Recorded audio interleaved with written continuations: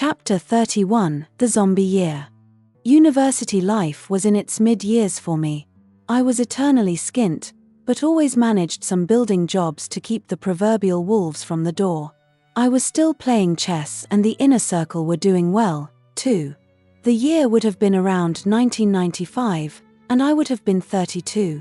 I was living on my own at 955, and the rent alone there was killing me, but somehow I managed it. The last of the dogs, Rebel, had gone some months earlier, and not even a cat now remained, and the mice, once banished, returned with abandonment. It was summer, and the university was closed for a couple of months until September, and this afforded me some crucial time to swell the coffers as best I could.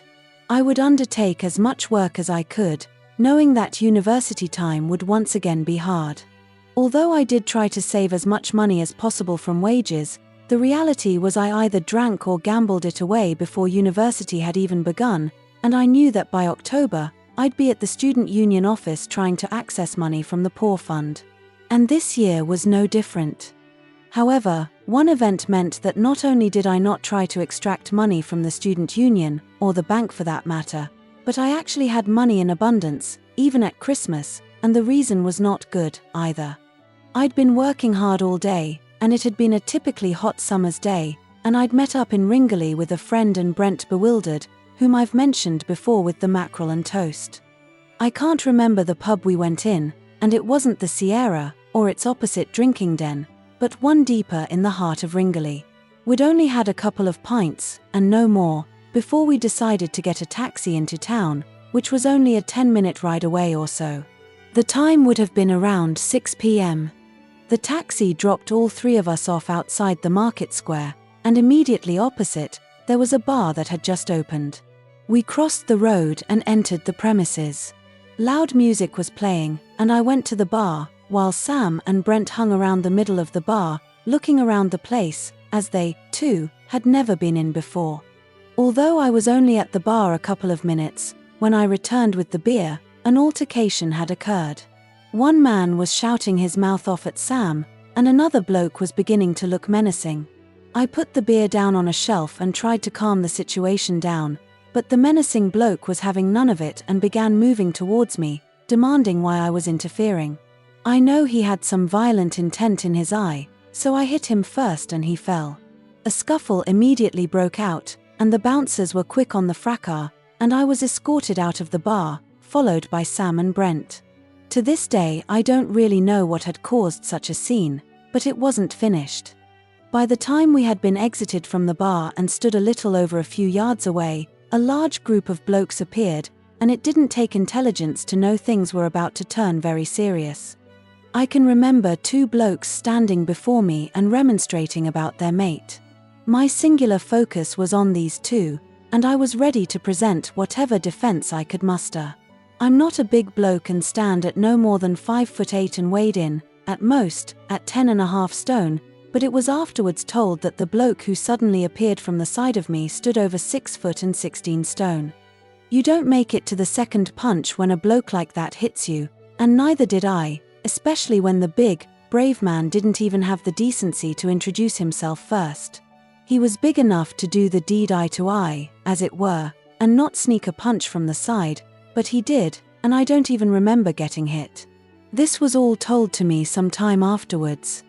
The heavy punch rendered my senses and consciousness dead almost instantaneously, and so much so that I didn't even bother to put out my arms to cushion the fall as I fell.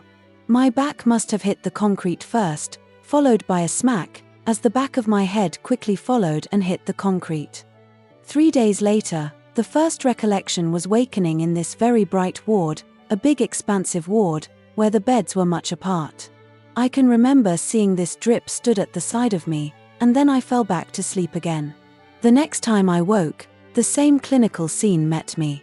Nothing had changed, and for some reason I had a desire to stand up, which I attempted to do, but the drip was still attached to my arm, and it came down crashing on the floor. Nurses quickly got me back into bed and addressed themselves to the fallen piece of equipment. After a day or two I was told I'd lost consciousness, and that I was on some Glasgow Coma scale, whatever that meant, and I'd take some time to recover. I had a tremendous ringing in my skull, and I could hear nothing but this in my left ear. That was all I can remember from that ward, except when they took you for a bath and placed you in this huge body of a bath and the hot water was nice. Weeks later, I was told I'd lost complete hearing in my left ear, and had lost the sense of smell, too, along with the majority of taste sensation, and a tooth, too, which must have made its way out of my head with the impact of the punch. The next 3 months or so to Christmas were zombied, and although I knew I had to carry on going to university, all I did was to go to whatever tutorials and lectures I had to, and then would set off home. If I had time in between a lecture and a tutorial, I would head for the Parkinson Library and down into the bibliographic basement, which was invariably almost deserted, where I would find a place to sleep. Sleep was the only sweetness which attracted me during those dark autumnal months. After leaving hospital, I would sleep for nearly the whole of the day, and all the night, too. As the months progressed, I'd sleep less and less, but each time I lay down, that was always the sweetest time. I think my personal hygiene suffered during this time, too, and 955 returned once again to a veritable nest of vagrancy. I threw out the old bed, which I'd almost lived in for the past couple of months, and decided to sleep on 2 quilts on the floor. The house was a true tip, but I didn't care. During this time, the only other time I ventured out of the house was to play chess, and that annoyed me, but I did it. I always came home afterwards, though, and declined any invitation to stay and have a drink as had been customary. I had no desire whatsoever to socialize, and don't get me wrong, I wasn't melancholy at all, but simply devoid, emptied of any will to do anything whatsoever that wasn't necessary. A true zombie at 32. Christmas arrived, and I remember being invited next door for a Christmas drink, which I accepted out of politeness, but left after 10 minutes and headed back to the pit. On Boxing Day, though, things changed with the arrival of an old acquaintance. Yeah, Sean we used to call him, as he continually uttered, yeah, to everything you said. He was an innocent fellow and would always help you out if he could, and I liked his quirky character. Most of the others simply tolerated him, I think. "Hi, Karl," he shouted, as he almost jumped in the door. "I'm off to the singles bar in Pontefract. Do you want to come along?" I tried to make excuses, but the obstinate fellow was having none of it, and finally, he persuaded me to get a bath and put on some clean clothes. I hadn't had a drink for some 3 months, and it took only a couple of beers before the zombie in me began to drift off and disappear, and I began to enjoy the world of the living. The night was great, and I pulled, too, a dark-haired bird, a bit older than myself, but who gave a damn, not me. I haven't spoken to Sean for some years now, and I hope the man is doing well, and I thank him for that boxing night at Christmas many years ago and his good deed.